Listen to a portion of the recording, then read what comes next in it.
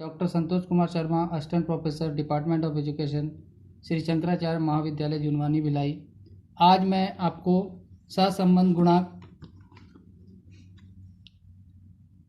को हल करना बताने जा रहा हूं। इसमें एक विधि का मैंने अपने पिछले वीडियो में वर्णन कर चुका हूं।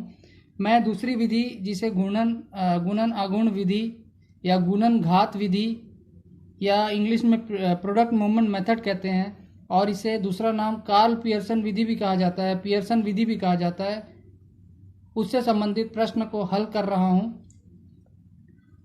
सहसंबंध गुणांक दरअसल होता क्या है, इसके बारे में संक्षिप्त में बता दूं। जब हम दो प्राप्तांकों का अध्ययन करते हैं और दोनों प्राप्तांकों के अध्ययन से यह जानने का प्रयास करते हैं कि इन दोनों प्राप्तांकों के मध्य कोई संबंध है कि नहीं, और अगर संबंध है तो किस प्रकार का संबंध है, धनात्मक है कि ऋणात्मक है, और कितना सा संबंध है, इसको जानने का प्रयास करते हैं। इसको जिस विधि के द्वारा जाना जाता है वह सहसंबंध गुणक विधि कहलाती है। आज मैं गुणन अगुण विधि जिसके बारे में बताने जा रहा हूं, इसका प्रतिपादन 19वीं शताब्दी में कार्ल पियर्सन द्वारा किया गया था। यह विधि थोड़ी सी कठिन जरूर है, किंतु इस विधि को सबसे अच्छी विधि माना गया है, क्योंकि इससे सहसंबंध की दिशा और मात्रा का अंकात्मक मान संतुष्टिपूर्वक प्राप्त होता है। यह सहसंबंध R द्वारा व्यक्त किया जाता है। इस संबंध का सूत्र R = sigma XY upon root over sigma small x square into sigma small y square है। यहाँ R सहसंबंध गुणांक को प्रदर्शित करता है। Sigma small x y capital X capital Y के अलग अलग विचलनों के गुणनफल का योग होता है। Sigma small x square capital X पदमाला के अलग अलग प्राप्तांकों का मध्यमान से विचलन के वर्गों का योग, अर्थात हमें इसका मध्यमान ज्ञात करना पड़ेगा। Sigma y square = capital Y पदमाला के अलग अलग प्राप्तांकों के मध्यमान से विचलन के वर्गों का योग। अब सूत्र के सहायता से सूत्र देखकर थोड़ा कठिनाई महसूस होती है, किंतु जब हम इस प्रश्न को खुद से हल करते हैं तो यह काफ़ी सरलता से हल हो जाता है। मान लीजिए एक प्रश्न हमको दिया हुआ है कि 10 छात्रों के प्राप्तांक दिए हुए हैं हिंदी और गणित विषय के। हमको पियर्सन विधि या गुणन घात विधि या गुणन आगुण विधि की सहायता से सहसंबंध गुणांक ज्ञात करना है। ये हमको मान दिए हुए हैं, जैसा कि मैंने सूत्र में बताया। सूत्र में हम देखते हैं स्मॉल x स्मॉल y दिया है, कैपिटल X कैपिटल Y दिया है। तो ये जो हिंदी और गणित के अंक हमको प्राप्त हो गए हैं, ये कैपिटल X हम हिंदी को करेंगे, कैपिटल Y गणित को करेंगे। अब हमें सूत्र के देखते हुए टेबल बनाना है। सबसे पहले हमको कैपिटल X हमने लिख दिया, कैपिटल Y लिख दिया, जो कि हमको यह मान प्राप्त था। कैपिटल X हिंदी हो गया, कैपिटल Y गणित हो गया। हमने उन मानों को लिख दिया। अब सूत्र को ध्यान से देखें तो हमको स्मॉल x की आवश्यकता है, स्मॉल y की आवश्यकता है, x स्क्वायर की आवश्यकता है और y स्क्वायर की आवश्यकता है।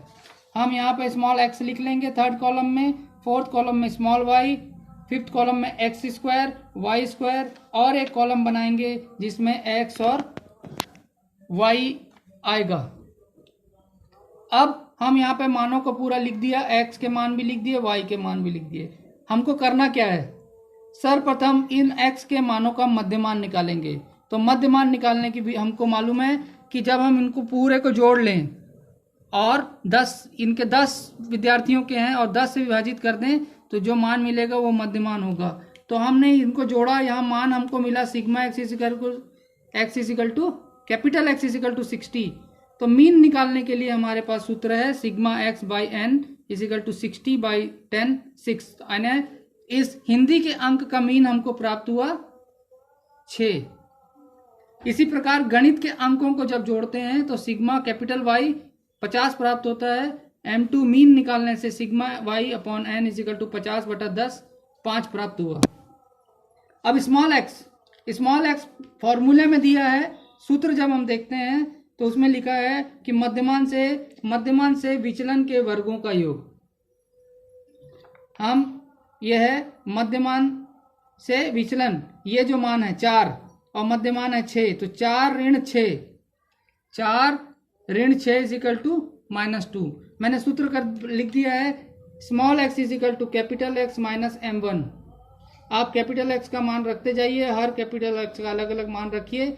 या 8 कैपिटल एक्स ऋण 6 2, इसी प्रकार ये पूरे मान निकाल लेंगे। Small y is equal to इस कैपिटल Y में m2, ये जो 5 प्राप्त हुआ है उससे माइनस करेंगे, ये मान हमें प्राप्त होते हैं। फिर हम सिग्मा एक्स स्क्वायर निकालते हैं। तो एक्स स्क्वायर निकालना है, तो एक्स स्क्वायर कहाँ से निकलेगा? इस एक्स को 2 बार मल्टीप्लाई कर देंगे तो एक्स स्क्वायर निकलेगा, यानी -2 into -2 is equal to 4, 2 into 2 is equal to 4, या स्क्वायर कर दें तो मान प्राप्त होगा। स्मॉल वाई स्क्वायर इस वाई का स्क्वायर कर देंगे तो प्राप्त होगा -3 इंटू 3 -3 9, 2 का स्क्वायर 4। इसी प्रकार हम पूरे स्क्वायर करके इन मानों को जोड़ते हैं। इसके पश्चात हमारे फॉर्मूले में एक और पॉइंट है सिग्मा एक्स वाई, यानी एक्स वाई निकालना है हमको। तो कॉलम में एक्स वाई निकालने के लिए हमको क्या करना है, ये एक्स ये वाई प्रत्येक उसका हमको मल्टीप्लाई कर लेना है। -2 into 3, -2 into 3 sigma x y निकलेगा 6। इसी प्रकार 2 इंटू 2 4, ये पूरे मान निकाल लेंगे। इसके पश्चात हमको क्या करना है, सिग्मा एक्स स्क्वायर, फॉर्मूले में हमारे आवश्यकता है sigma x y, sigma x square, sigma y square. तो हम क्या करेंगे, इस सिग्मा एक्स स्क्वायर यानी टोटल का योग, इनका जब योग करते हैं तो सिग्मा एक्स स्क्वायर 100 प्राप्त होता है, वाई स्क्वायर का करते हैं तो 43 प्राप्त होता है, सिग्मा एक्स वाई का करते हैं तो 46 प्राप्त होता है। इसके पश्चात हम सूत्र में यह मान रखेंगे। सूत्र है हमारा r is equal to sigma x y upon root over sigma x square y square. हमारे पास सिग्मा एक्स वाई कितना है 46, sigma x square 100, sigma y square 43। यह मान जब हम इसमें रखते हैं r is equal to 46 divided by root over 100 into 43, 100 into 43 यानी 4300। इसका जब हम स्क्वायर रूट निकालते हैं तो 65.574 प्राप्त होता है। 46 को 65.574 से मल्टीप्लाई करने पर हमें यह मान प्राप्त हुआ 0.701, यानी सहसंबंध गुणांक का मान हमें 0.701 प्राप्त हुआ। अब हमें करना क्या है, हमको अब टेबल में जाना है कि यह सहसंबंध गुणांक तो निकल गया, लेकिन ये किस प्रकार का सहसंबंध है और कितना सहसंबंध गुणांक है, तो उसे देखने के लिए हम टेबल में जाएंगे। हमारा मान है 0.701। हम इसको यहाँ पर ध्यान से देखेंगे कहाँ पे आ रहा है, प्लस में है, प्लस 0.25 से 0.75 के मध्य, यानी साधारण। तो हमारा जो मान प्राप्त हुआ वो साधारण धनात्मक सहसंबंध या मॉडरेट पॉजिटिव कोरिलेशन कह सकते हैं।